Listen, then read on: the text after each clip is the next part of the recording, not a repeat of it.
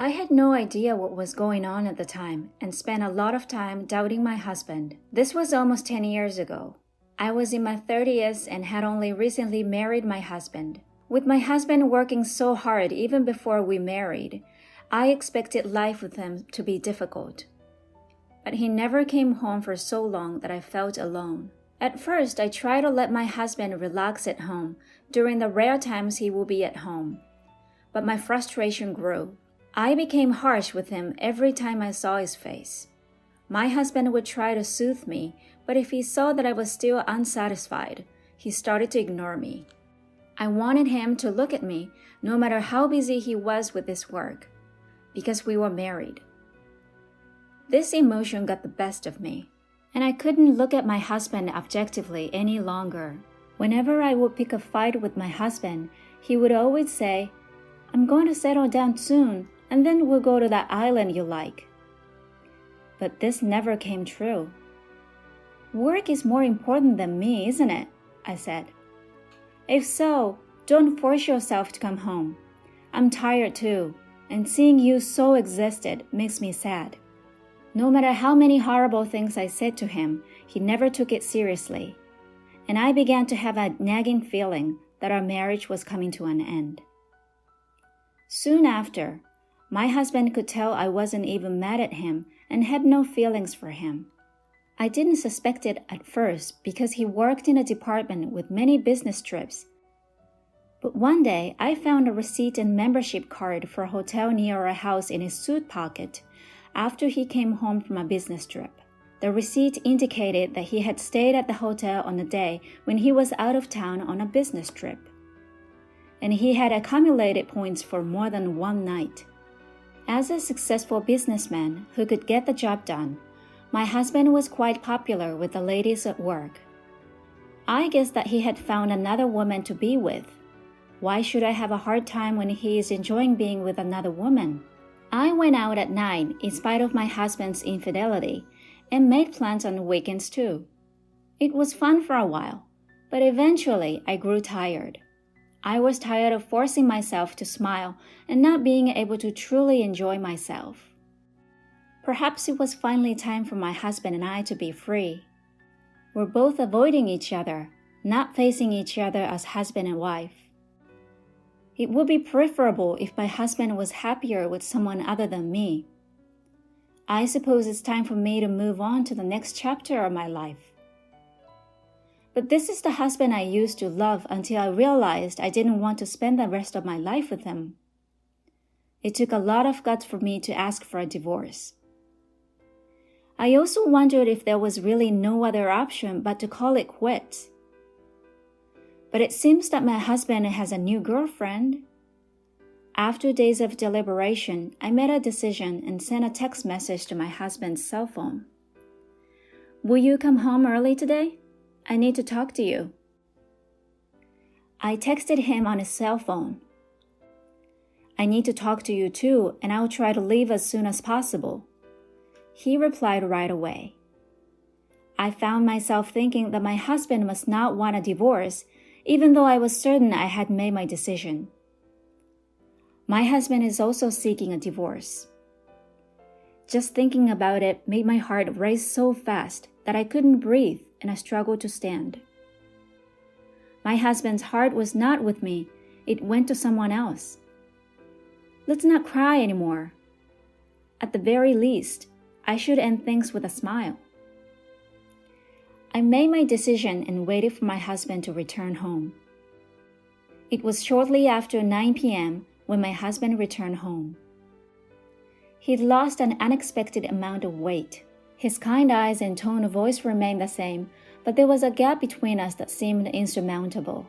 My husband, who had never been a man of many words, kept looking down and remained silent except for a few words while I spoke. I wanted to end the conversation with my husband in a respectful manner because I felt he was making a lot of fun of me. We were a married couple, albeit for a short time, and we were about to divorce. So why wouldn't he tell me how he felt? I became increasingly angry and began to argue with him. However, my husband remained silent and listened to what I had to say. I wanted him to say something, so I told him that I knew about his new girlfriend. He probably thought I was oblivious to the fact. If he knew I knew everything, he would become impatient and make one excuse after another. Hearing my words, my husband looked at me in surprise, then smiled briefly. After a brief pause, he asked, "What, you knew?" I said. Strangely, I couldn't help but laugh at his joking tone, which made my husband laugh. And for the first time in a long time, we laughed together. Regardless of the topic of the conversation, I was overjoyed to be able to laugh with my husband like we used to. We were able to talk again after that, which was a strange sensation. Perhaps it was because he found out I knew about the affair. My husband's face appeared to be revitalized. "Let's stop attacking each other. I don't want to leave you because I don't like you," he said. My husband agreed to my proposal, and we decided to clean our room and share our belongings so that we could leave at any time. They were all precious memories, but they were all things I wanted to keep hidden for a while. My husband has always been the type of person who uses things he's had for years, but today he hadn't hesitated to throw them away. His grace overwhelmed me even more. "Take anything you want, it's all my fault. So this is my atonement," he said when the room was clean and tidy and we only had each other's belongings. My husband's eyes seemed to well up with tears as he said this. Did he feel sad as he cleaned up the mess? That was very clear to me because I felt the same way. You still have time to think about it, don't you? Let's clean up one step at a time. I decided to take a break for the rest of the day after cleaning up the entire mess. I took a bath to clear my mind. I should be able to get compensation for my unfaithful husband, but it was clear that our relationship had already ended. Besides, I don't want to taint my memories of my husband any further. As I was getting ready for bed after the bath, my husband entered the bedroom. He climbed into bed and gently drew me into his arms. "Hey, this is weird, and I feel bad for your girlfriend," I said. My husband said quietly, "Just one more time, I want to be by your side." I stiffened slightly. He was trembling as he wrapped his arms around me. "Are you crying?" I asked him, but he didn't respond. I noticed that his body was lighter and more bony as I stroked his back. "Are you sure you're well? You appear to have shed some pounds." When I said this to him, his body stopped shaking. "I've been cutting weight," he said, pulling his body away from mine, taking a deep breath. "Okay, is there anything else I should know? Are you sure you're okay?" It had been a long time since I had touched my husband's body, and I was surprised to see how different it looked from before. My husband's physique was always stocky and muscular. Even when he was busy, he enjoyed working out, but he told me, "She likes me like this." I was sad once more. He's doing it for her. Why doesn't he just forget about me if he enjoys being with her so much that he loses weight? I see. Then there's no need to cry because it's the last day, or is it tears of joy? To keep my sadness at bay, I said something sarcastic that I didn't need to say. "You're still the same. I like that part of you too. I wish you a happy life from tomorrow. I'll be praying for you wherever you are," my husband said lightly. After saying that, my husband began to snore. He was a man who moved at his own pace until the end. I hope so as well. I fell asleep after murmuring to his sleeping face. I overslept the next day because I had stayed up late cleaning up the room the day before. My husband was no longer in bed when I awoke. When I entered the living room, I noticed an A4-size envelope on the table, and when I opened it, I discovered a bank book and a slew of documents inside. When I removed everything, I discovered that it was related to our marital property. There was also an unusually large sum of money in the bank book in my name. And I discovered the divorce papers in a small envelope. My husband's section had already been filled, so all that remained was for me to complete and submit mine. In a panic, I dialed my husband's cell phone, but it was disconnected because it appeared to have been canceled. I spent several days asking about my husband's whereabouts with his parents and friends, but none of them would tell me. I had no choice but to contact his company, where I discovered that my husband, the workaholic, had resigned a few months before. It would have made sense if he made a new girlfriend and left, but why go to such length? Why didn't anyone tell me anything? I've grown suspicious of people, and there appears to be no way to contact my husband. The mental fatigue that had been building up since before the divorce nearly crushed me.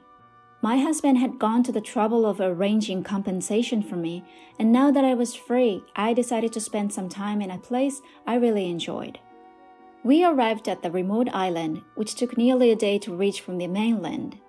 The island was depopulated and about 3,000 people lived there. I had visited the island once with my husband and was captivated by its natural beauty and the slow flow of time. My husband promised that we would return to the island once his work was completed. I miss my husband, but maybe what I need now is the peace and quiet of that place. I quit my job and moved to this remote island a few months later after renting the house to someone else. It was a risky move on my part, but I knew I couldn't stay in my house any longer. I'm not sure how my husband paid off the mortgage, but I know he worked very hard. But there were too many memories to keep living alone in the house. However, I didn't want to waste my husband's efforts, so I didn't want to just let it go.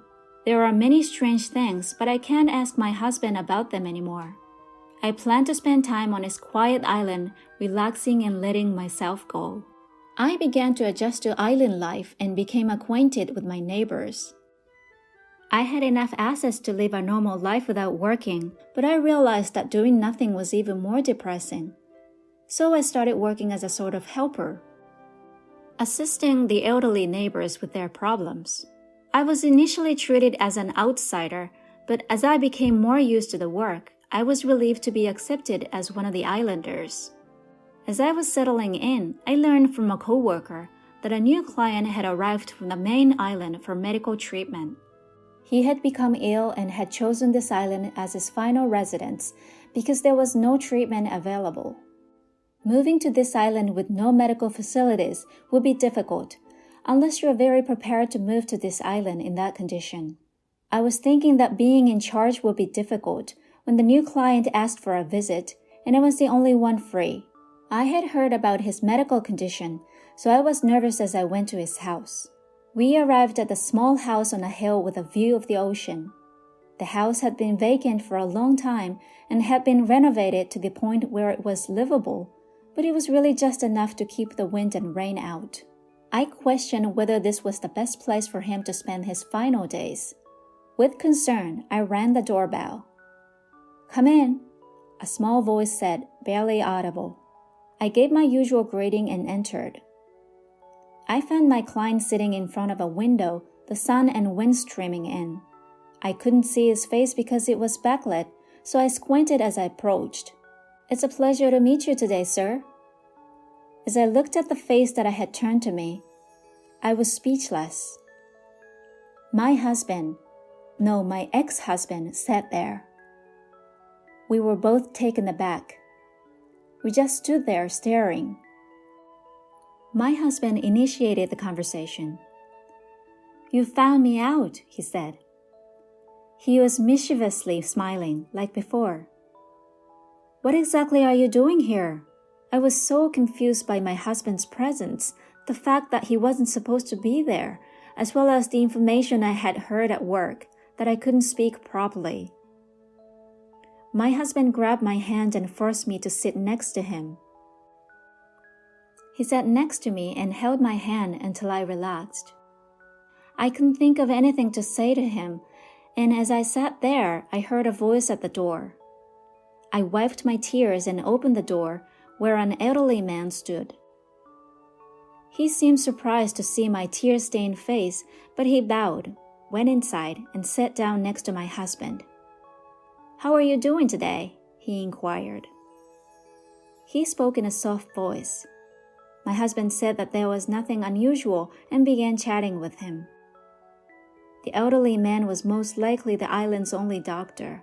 I remembered my colleagues telling me that there were no inpatient facilities on the island and that the clinic nurse and doctor were the island's lifelines. So it appears that my husband came to the island to spend his final days here. Although it was his decision, I listened intently to their conversation. I was wondering if there was anything I could do to help. My husband's doctor left after about 10 minutes of casual conversation. I couldn't help myself and ran after him.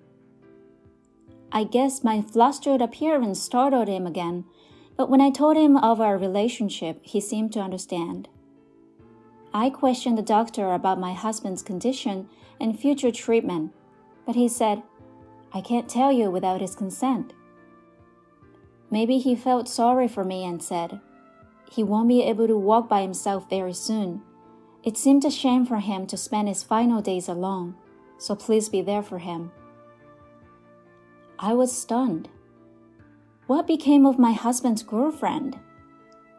I returned back to the house with heavy steps, where my husband was waiting. My husband appeared to have anticipated my questioning the doctor and greeted me with a smile. "You're back." I couldn't leave without my husband, so I asked him to let me spend the night. My husband's house was only a few pieces of luggage and a couple of futons. It was the first time I'd slept with my husband since we discussed divorce.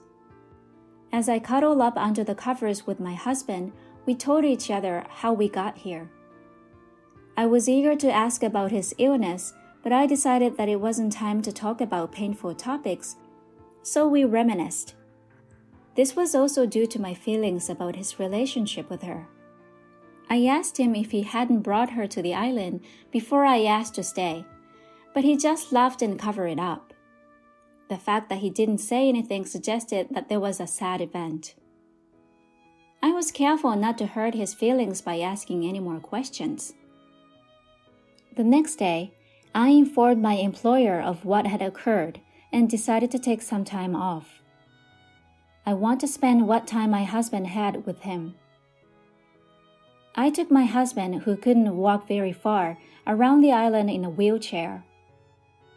There were places I remembered from my previous visit, places and scenery I wanted to show him for the first time. It was satisfying just being together. I wish we'd been this close when we were married. Even after my divorce, I discovered that the feelings I had grew stronger. But there's nothing I could do about it now. My husband would be confused if I told him. Like friends, I would stay by his side. The good times were fleeting, but the disease was gradually taking its toll on my husband. His physical strength had deteriorated to the point where he could no longer go out or even take the long-awaited walks. Even daily tasks became difficult, and he began to doze off and fall asleep more frequently. The doctor came to see him every day, but the only relief was that he was no longer in pain, and I couldn't believe that this was natural and that he would leave me so soon. I nursed my husband, never leaving his side for a second, so he wouldn't be alone when he awoke, which could happen at any time.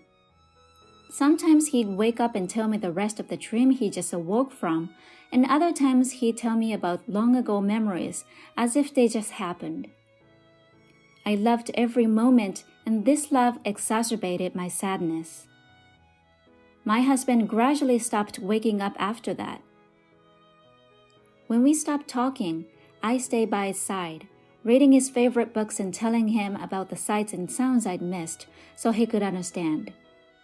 I wanted to tell him about a beautiful sunset one day, so I held his hand and tried to speak to him. My husband's hand was cold to the touch. He was barely breathing, and his chest moved in an unnatural way. I panicked and called the doctor, who said he would be there right away. I waited for him, feeling as if my heart was being ripped out of my chest by the out-of-control situation. I hoped it was a misunderstanding. I wanted him to reassure me that everything would be fine. However, when the doctor arrived, he took a look and said, "His blood pressure has already dropped quite a bit. Let him go in peace. I believe he wants you to stay with him, so I'll sit this one out. Don't worry, I'll be right there if anything happens, so please stay by his side." The doctor then said goodbye to my husband and walked out. So the time has come. I knew it would come, but it was unbearable. I was delighted to have met you. There were some challenges, but the truth is that I adore you. I held my husband's hand and whispered in his ear. Then my husband gently squeezed my hand back. It was medically impossible, but I clearly felt it. Soon after, he took his last breath and died quietly. I couldn't stop crying, but I was glad to have been there for him at the end. I was so busy after he had died that I didn't have time to mourn until after the burial. When I finally got home after cleaning up my husband's belongings, I noticed that mail had accumulated like a mountain. I was struck by the nostalgic handwriting I discovered as I went through them one by one. My husband had written dozens of letters. I wondered how long it had been since I had spent every day with him, trying to keep as close to him as possible. His letters started on the day of our reunion. My husband had moved here in the hope of seeing me again, but he didn't expect to actually find me here.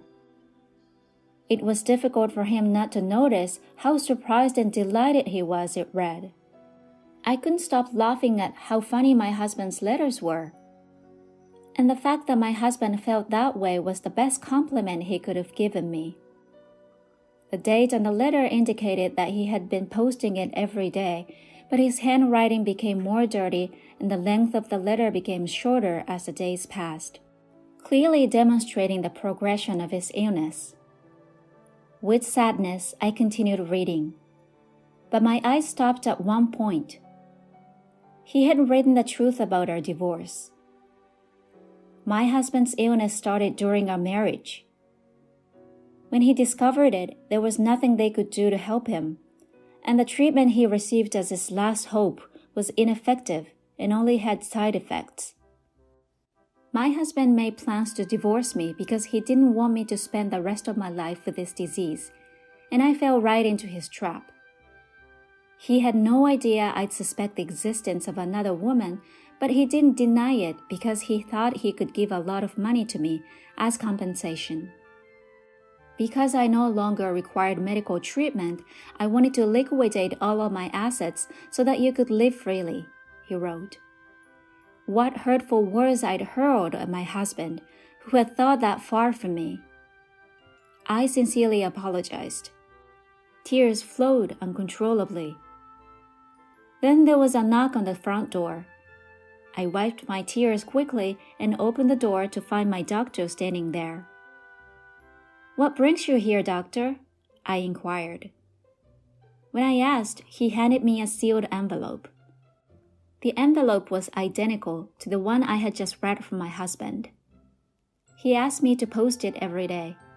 He wrote a few days' worth of letters before he fell into a coma, and he entrusted them to me. I couldn't refuse, and this is the last letter. He asked me to give it to you when you return to your home. So that's what this was about. This was my husband's final letter.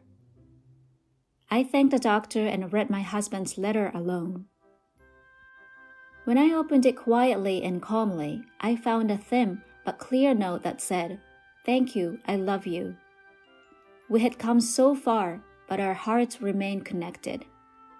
I love you too. When I said this, I thought that I saw my husband's portrait's mouth smile a little. I am still living on this island, decades after my husband died. I am now officially recognized as an island resident.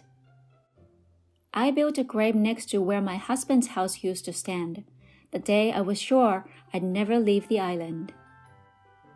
My husband used to look out the window every day, and I'm sure he still does.